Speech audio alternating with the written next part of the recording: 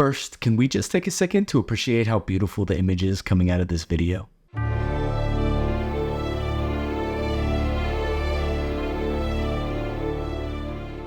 And I know you must be thinking, wow, boy, looks like that was shot on a Sony A7C Pro R2.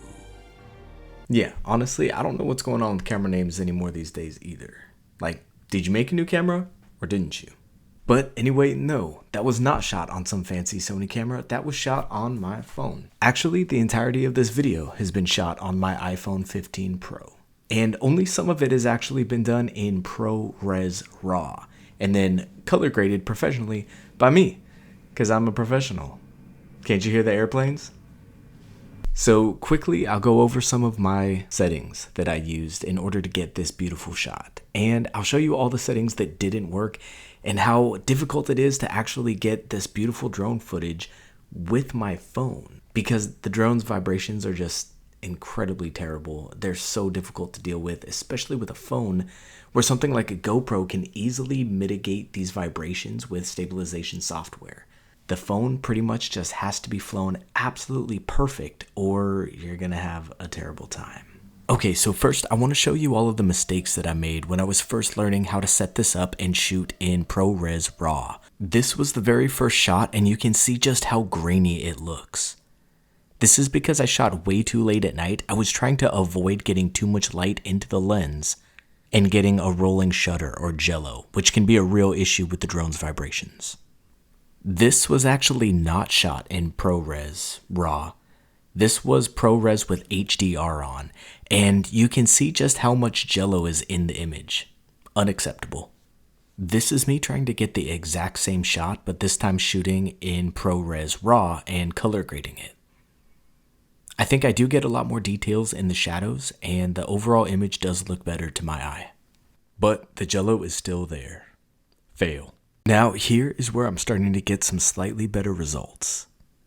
The lighting is better, the drone is smoother, and I'm not getting the jello that I was before. And this is in large part because I detuned the drone. See, the weight difference between a phone and a GoPro is actually pretty substantial. Where the drone can lift the phone no problem, it doesn't do it well.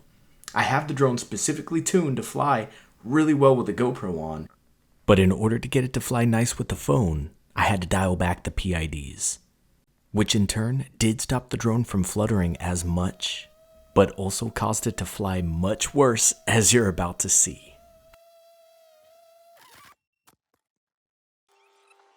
At this point, I'm completely dumbfounded. I can't believe what I had just done, and it has me rethinking my entire life decisions.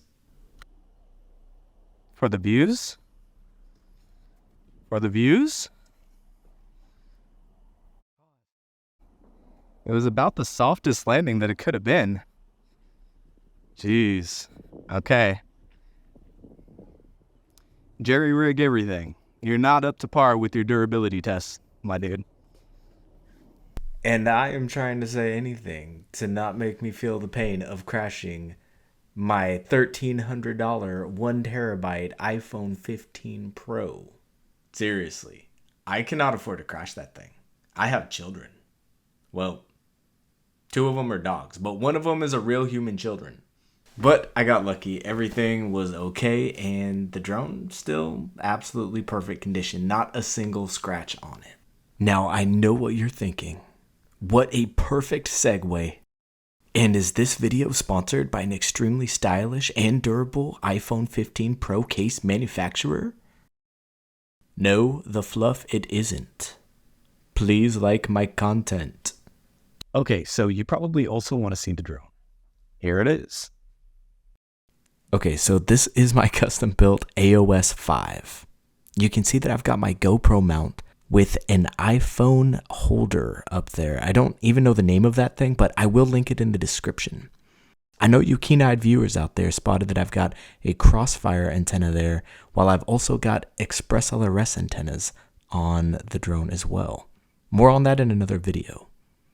Here's my fancy radio that actually has a built-in Express LRS and a custom antenna for my external Crossfire module.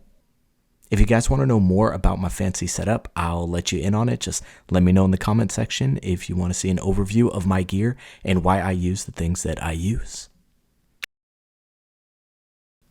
So the drone did come away nearly unscathed, but I did have to change my propellers, or the vibrations would have eaten the footage alive. But yeah, this is a real easy step. You just pop off the old ones and throw them in the trash.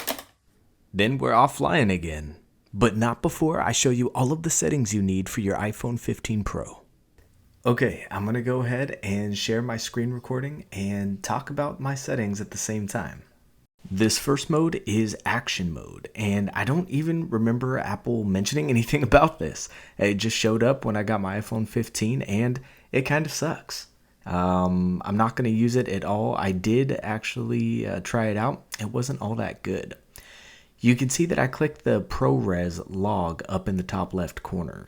And if I go over to 60 frames per second, it mandates that I put in a external hard drive, which is kind of a bummer because I got the 1 terabyte version and I figured it would have no problem recording at least some amount of time.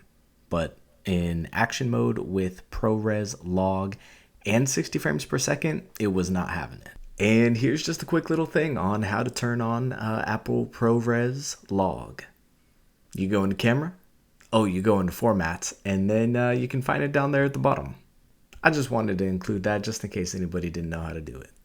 Quick note, if you're not capable of color grading or adding a LUT to the footage, make sure not to record in log or it will be the worst looking image you've seen in your entire life. Alright guys, check out the rest of the footage that I got and we'll go ahead and sign off. Please be sure to subscribe before you go, and we'll catch you guys in the next one.